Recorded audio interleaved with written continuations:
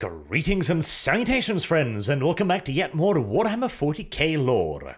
Today we are going to have a look at a deranged monster so horrifying that even the undead genocidal machine Necrons find them to be a little bit too much.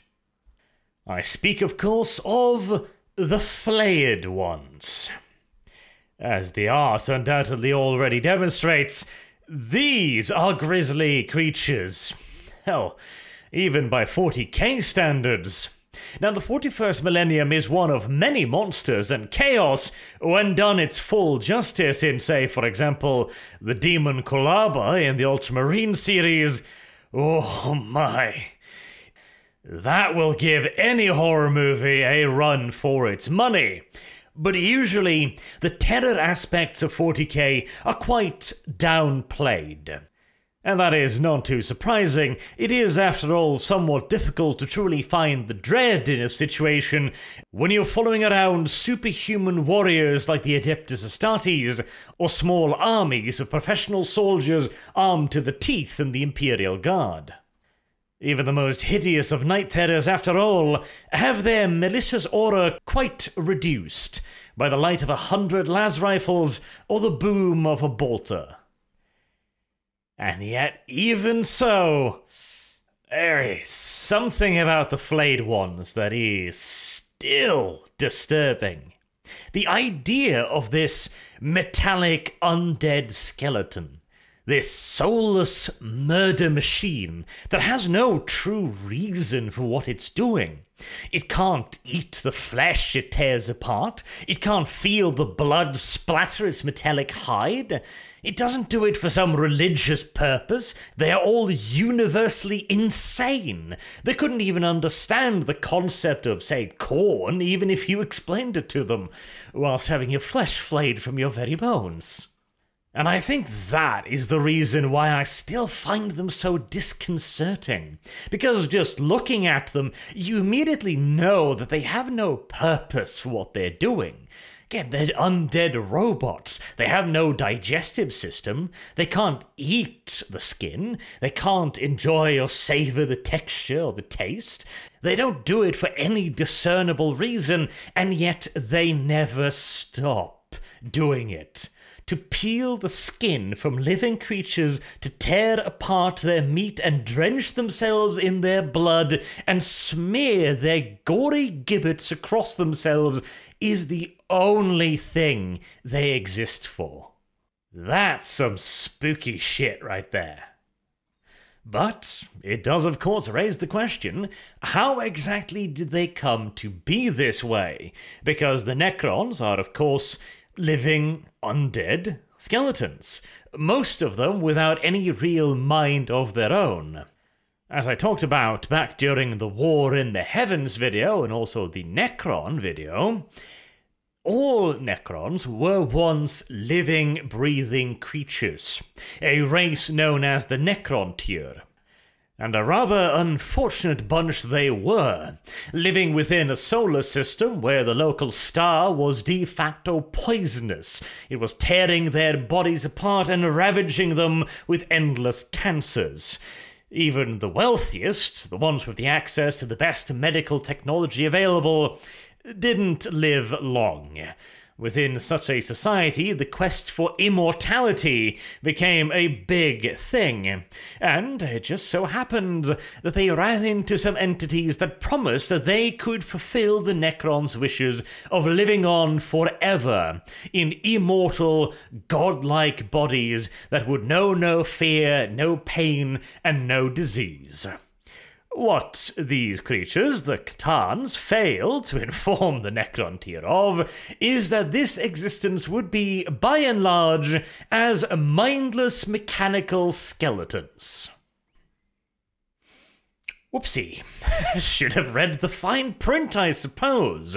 But a handful of Necron tier managed to retain their sensibilities and started a de facto uprising against the Catans, and they even managed to defeat them. An impressive feat considering the Catans, star vampires, were damn near deities themselves. But the Necron tier did have a fair bit of technology on their side. And this is where we get into a couple of divergent explanations for the Flayed ones.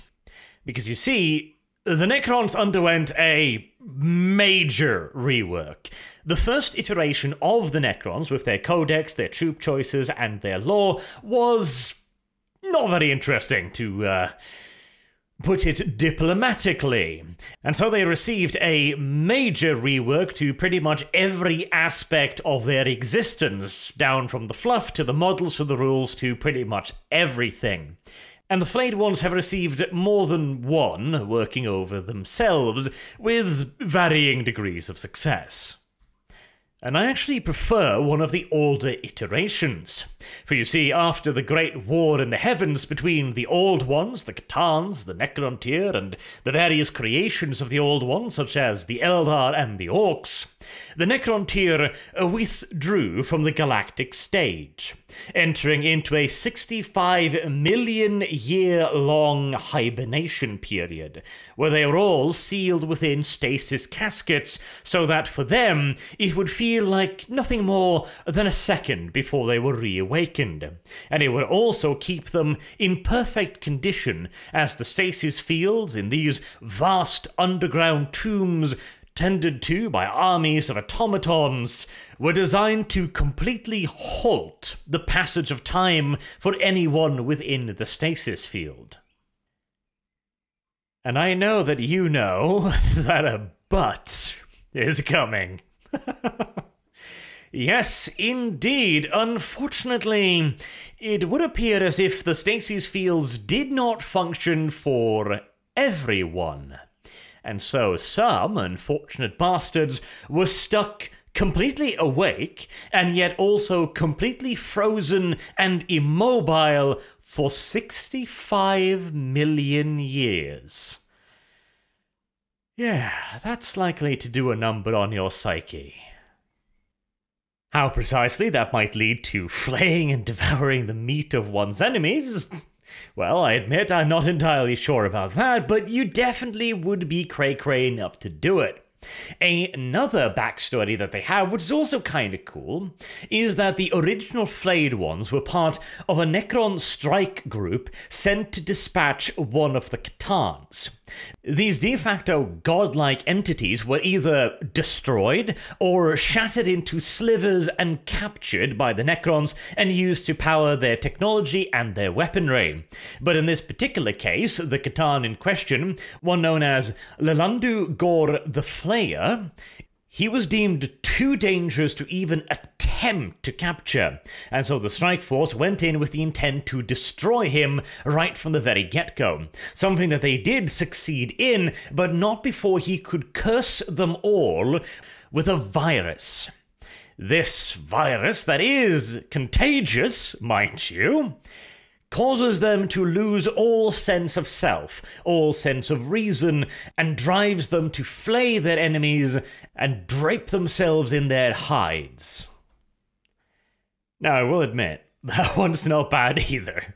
I do like the idea of the curse of a star-devouring vampire forcing them to commit these grisly and illogical actions. Though, the whole virus thing, so, to point it out, this is a contagious disease for the Necrons. If any Necron stays near a Flayed one for long enough, although the transmission reason is not clear, they will eventually start becoming a Flayed one themselves. Now, this is not the first example of such a virus either. There is also the Necron Destroyers, but their goal is just death for the sake of death. They wish to destroy and kill literally everything in the galaxy. Whereas the Flayed ones, death is not the goal. The gory giblets is the goal. So hypothetically, I would suppose that this virus, this curse, is an error in programming, de facto, or an external corruption of their code. Though it is also important to note that the Necron are not just robots in the way that we would think of them. They are far more of a mix of, well, the mechanical and magic, flat out. So it's far from impossible that a curse could affect them. If they have been created partially through magic, then surely warp fuckery can affect them as well. Though still, my favorite is absolutely the 65 million years of complete isolation without the ability to speak or move in the slightest, because, oh my, I mean, you might be able to stay reasonably sane for the first 100, 200 years. That would just merely be hell. But when you realize that you've got another 64,009,600 years to go, oh, that is my brand of horror right there. But there are also more clearly physical changes that the Flayed ones undergo, rather than merely their somewhat broken psyche. As you may see in some of the artwork, their hands have changed into literal clawed knife-like fingers. That's not standard Necron equipment at all. And in some cases their lower limbs also change, and there is also mentions of Flayed ones running around on all four for greater bursts of speed.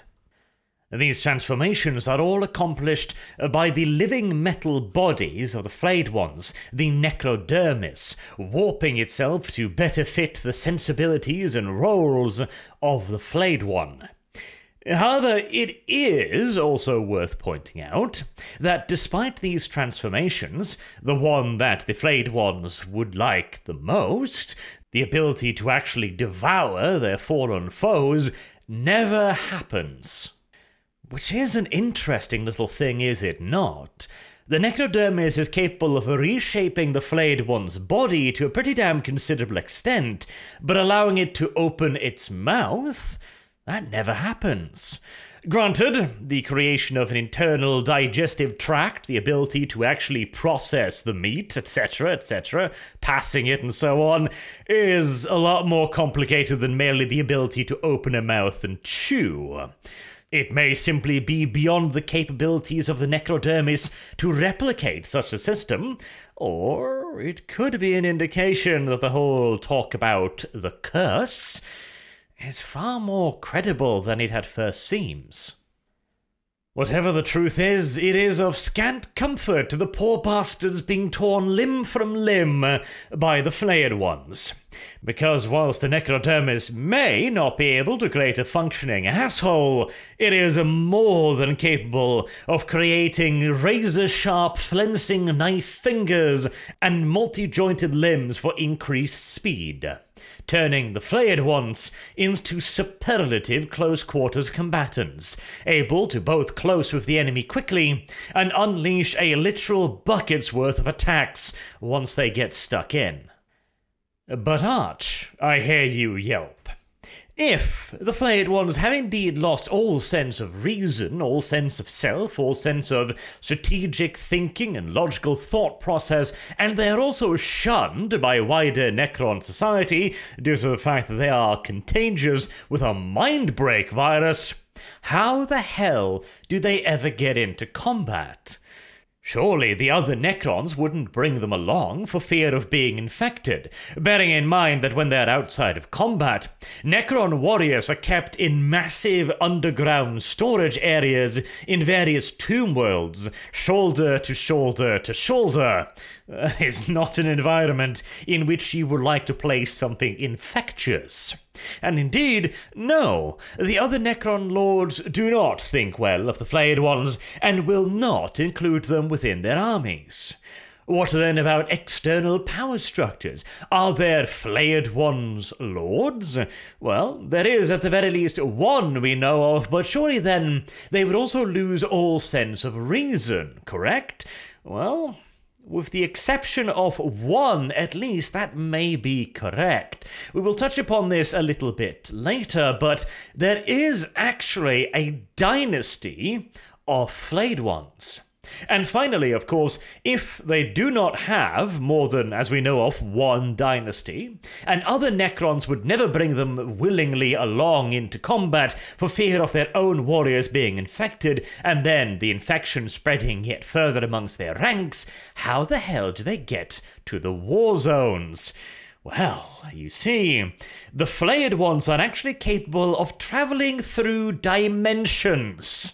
Yes, they have access to some kind of either localized warp drive, not an impossibility, mind you. There are even natural creatures in the 41st millennium that can travel through the warp without much, if anything, in the way of protection or guidance, so the Necrons being able to do so is not impossible, although the rest of Necron society still looks upon the Flayed one's ability to do so and go, what? So it's not some piece of ancient technology or anything. There are also suggestions that the Flayed ones exist in a parallel dimension to our own that is not the warp, that they live inside some form of pocket dimension, and they only venture forth to join in battles, or, potentially, when the Flayer King demands it. We'll get back to his fleshy majesty in a second, but what then happens when the Flayed ones actually do appear in a battle zone where the Necrons are operating? Well, the Necrons in question will be making sure to give them a very wide berth. Most Necron lords will at the very least humor their presence whilst the battle is raging, since they are essentially additional troops that will not reduce his own army to any extent, even if they were to all be butchered, even if they were to achieve absolutely nothing beyond wasting the enemy's ammunition. That is still a benefit to the Necron leader. However, again, social distancing is most definitively important when it comes to the Flayed ones, and they will be expected to fuck right the hell off the moment the fighting is over. And if they don't, well, Necron weapons work just as well on other Necrons as they do on Imperial Guardsmen. Though, unfortunately, the Necrons are in this case annoyed by the very same thing that everyone else is. Because even if you destroy a Necron warrior, in this case a Flayed one, all that will happen is that the teleportation homer inside of the wreck will activate and teleport the mangled wreck away, where it will begin to regenerate and repair. All but the most catastrophic of damage will eventually be fixed. And so, voila, the Flayed one will return to haunt both its own kin and their enemies simultaneously. If it were not for this self-repair feature, I am sure that the Necrons, in fear of being yet further infected by a virus that literally destroys their sense of self and turns them into nothing more than bloodthirsty mechanical monsters, would have enacted a very violent and potentially final solution to this particular mechanical virus. Although there is one part of Necron society, quote-unquote society in this particular instance, which actually do tolerate the Flayed ones to a fairly considerable degree, and that is, of course, the other Necrons that have been infected with the Destroyer virus. Yes, the Necrons that simply wish to exterminate all life in the galaxy. They look upon the Flayed ones and go, well, it's not the most effective way of getting the job done, but there's nothing here that contradicts our goals, so go on, my boy, go on. Well, this is the point where I mention that the Destroyers are also considered to be patently insane, but oh well. Insanity is in the eyes of the beholder, is it not? But enough teasing, let us move on to the Flayer Kingdom, shall we, and the Dynasty. Now, the Dynasty would be the Maynarch Dynasty. It is one touched by extreme violence and bloodlust, and it is even said that it was this very dynasty that was given the task of destroying Landugor the Flayer, Whether or not that is actually the case is shrouded in ancient mystery. But they certainly are quite unhinged, even by Necron standards, so it is entirely possible the legends are indeed true. And whilst not all of them are twisted by the Flayer curse, of course, they are certainly the closest the Flayed ones are to having their own dynasty, though they have other power structures as well. Way out on the fringes, in the Ghoul Stars, for example, we have the Bone Kingdom of Drazak. This is ruled over by a peculiar Necron overlord, Val Ghul, the Fallen Lord, who seems to be completely unaffected by the Flayer virus, despite living alongside thousands, if not tens of thousands, of his crazed servants. How this is achieved, or whether or not he, in fact, is untouched at all, or if he is merely putting up an elaborate facade, is unknown, though he does seem to be in possession of far more of his faculties than the average Flayed one, and even more so than the more together Flayed kings, because he is able to maintain a certain level of order in his kingdom. Order as in his Flayed ones don't just wander off completely randomly. Instead, when the bounty of the last raid has all been used up, every piece of flesh, every scrap of skin has been torn and torn again until nothing remains, Valgur rises from its throne and announces a time of bounty, whereupon his maddened Flayed One subjects all pile into massive spaceships and begin touring the galaxy, looking for souvenirs of the ghoulish kind to bring back home to the kingdom and be shared amongst all of Valgul's subjects. And by shared, I of course mean that the Flayed Ones will fight never-ending civil wars against one another, tearing, ripping, beating, and destroying each other by the thousands, and then repairing and destroying and repairing and destroying until once more every scrap, every piece of flesh, every drop of blood has been fought over and claimed and ripped and torn and destroyed so many times as to leave nothing left, leaving the Flayed Ones once more with no other options but to go on yet another sightseeing tour. Now, this too introduces some logistical problems, doesn't it? How do the Flayed Ones operate their spaceships if they are all completely and utterly loco?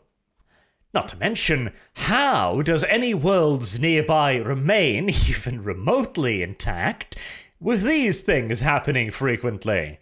Well, there are a couple of explanations. We know, for example, that Val Ghul is still alive, so he could be able to operate the Necron tomb ships using canoptic spiders and more mechanical servants.